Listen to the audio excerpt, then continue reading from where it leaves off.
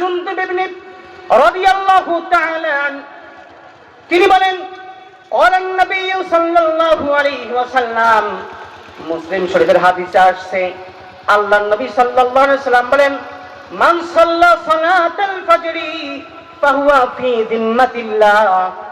আল্লাহর হাবিব বলে, কোন মানুষ যদি ফজরের 2 রাকাত ফরজ নামাজ আদায় করে, ওই ব্যক্তি আল্লাহ তাআলার জিম্মায় হয়ে যায়। বলেন সুবহানাল্লাহ।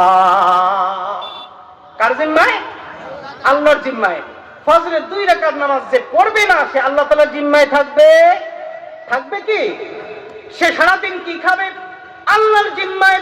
কি পড়বে? আল্লাহর জিম্মায়। মুসিবত আসলে মুসিবত থেকে উদ্ধার করার জিম্মা আল্লাহ তাআলার। আল্লাহর নবী এই জন্য বলেন, মান সাল্লা সালাতাল ফজরি ফাহুয়া ফি যিম্মাতিল্লাহ। যে ব্যক্তি ফজরের 2 রাকাত নামাজ আদায় করবে, ওই ব্যক্তি আল্লাহর জিম্মায় হয়ে যায়। বলেন সুবহানাল্লাহ।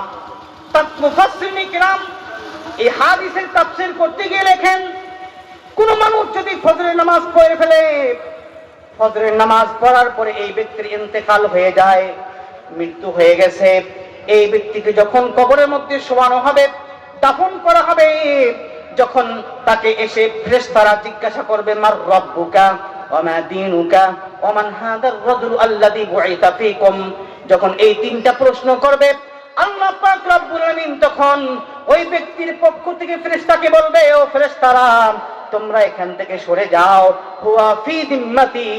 ওই ব্যক্তি ফজরের নামাজ আদায় করার কারণে সে আমার জিম্মায় হয়ে গেছে। বলেন সুবহানাল্লাহ।